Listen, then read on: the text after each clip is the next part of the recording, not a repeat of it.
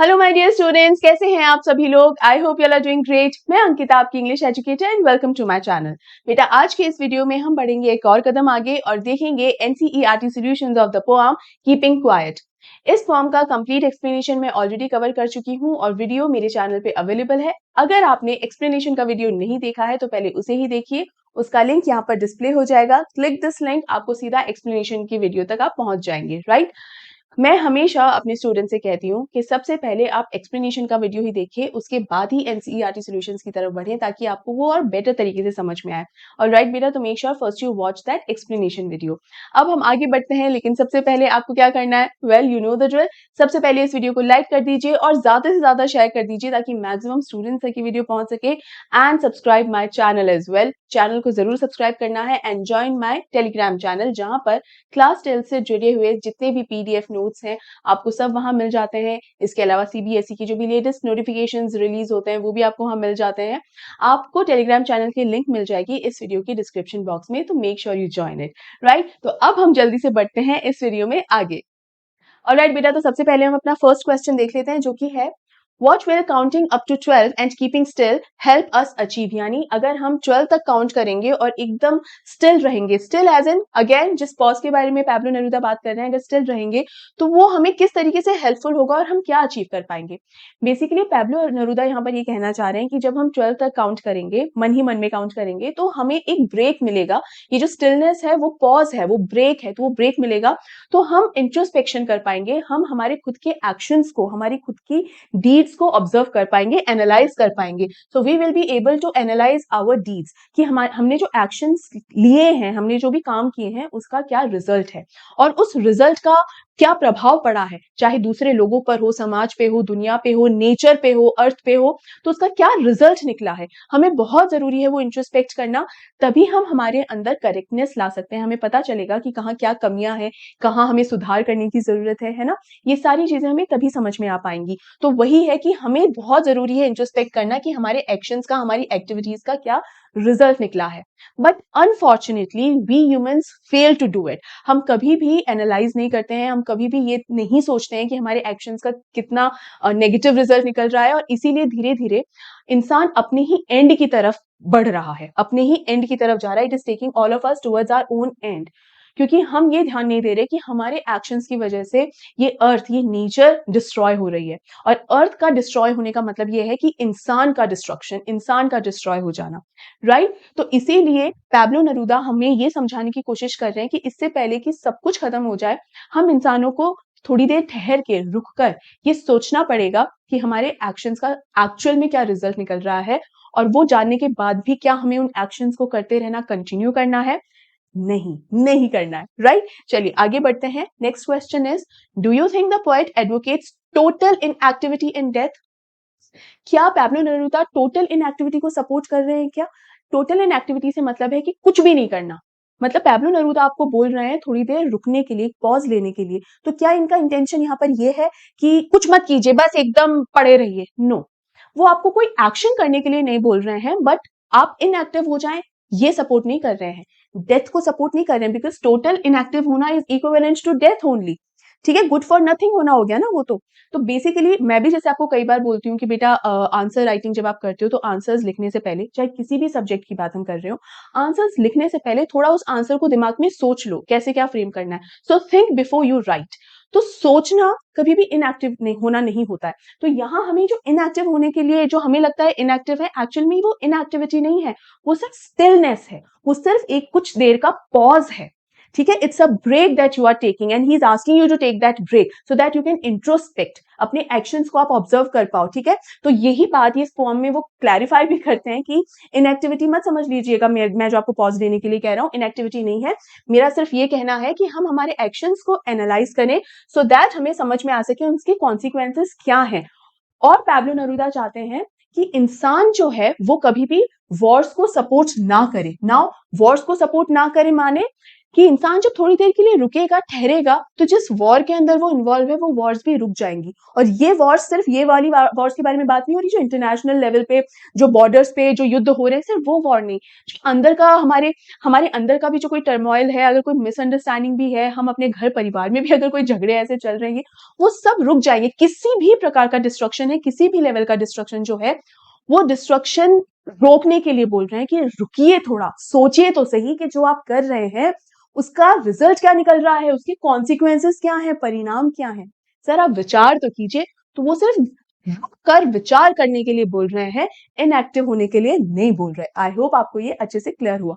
Next is, what is the sadness that the poet refers to in the poem. जिस sadness के बारे में इस पोएम में बात हुई है वो क्या है?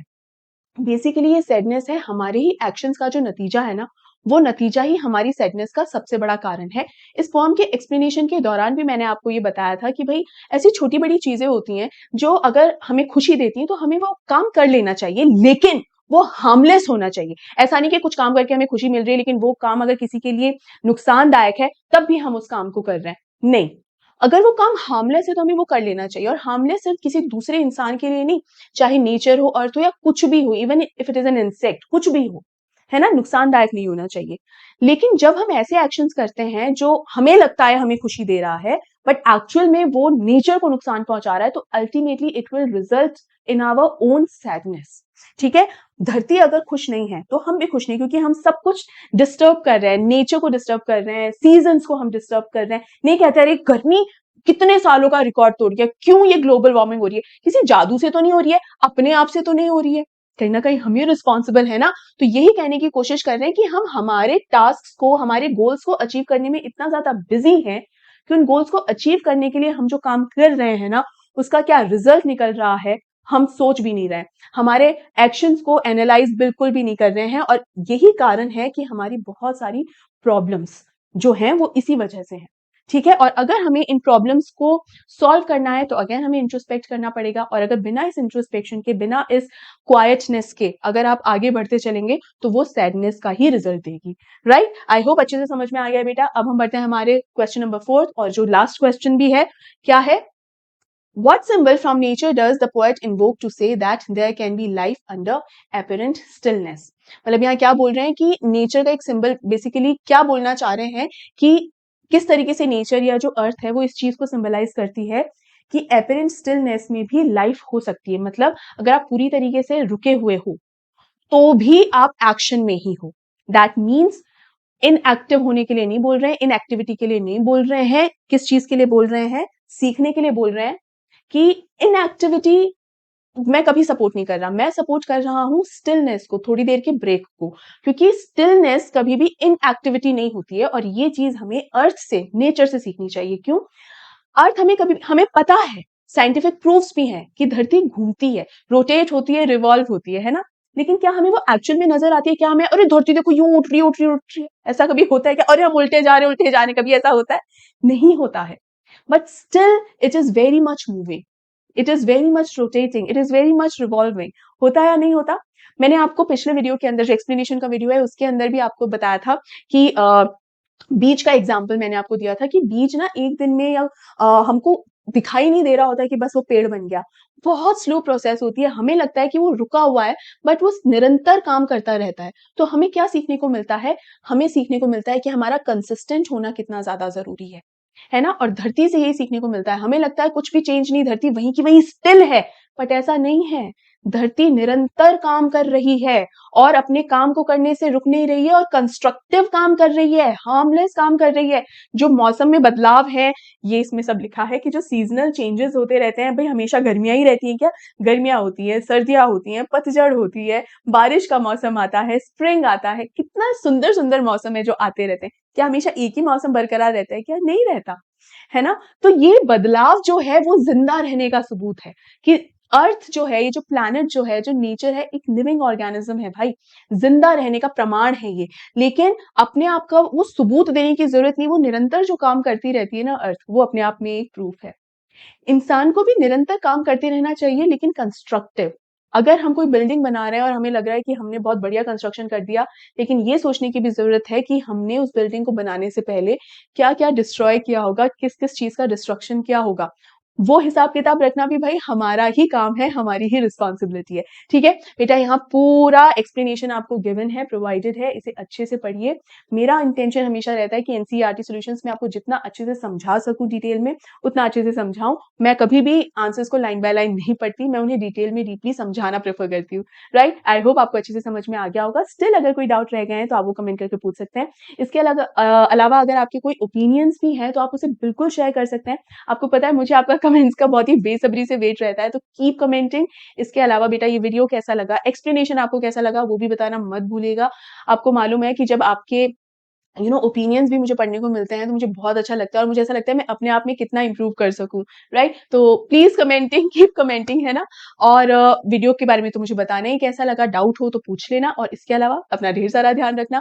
हम मिलते हैं अगले वीडियो में। इस वीडियो को लाइक कर दीजिए, ज़्यादा से ज़्यादा शेयर कर दीजिए। जितना ज़्यादा शेयर करेंगे, उतना ये वीडियो बच्चों तक पहुँच पाएगा and that would be really helpful for them, right? Channel को सब्सक्राइब करना मत भूलिए और टेलीग्राम चैनल को तो ज़रूर जॉइन कीजिए क्योंकि वहीं सारे नोट्स, पीडीएफ्स मिल जाते हैं और क्लास 12 से रिलेटेड जो भी लेटेस्ट अपडेट्स हैं, जो भी नोटिफिकेशंस रिलीज़ हो रहे हैं, वो भी आपको वहाँ पर मिलते रहते हैं, तो उसे ज़रूर जॉइन कर लीजिए, राइट? इस वीडियो में आपको क्लास 12 के टेलीग्राम चैनल की लिंक जो है वो मिल जाएगी इस वीडियो के डिस्क्रिप्शन बॉक्स में, ठीक है? तो मेक श्योर आप उसे जॉइन कीजिए। अपना ढेर सारा ध्यान रखिए। मिलते हैं अगले वीडियो में, तब तक के लिए take care and good bye.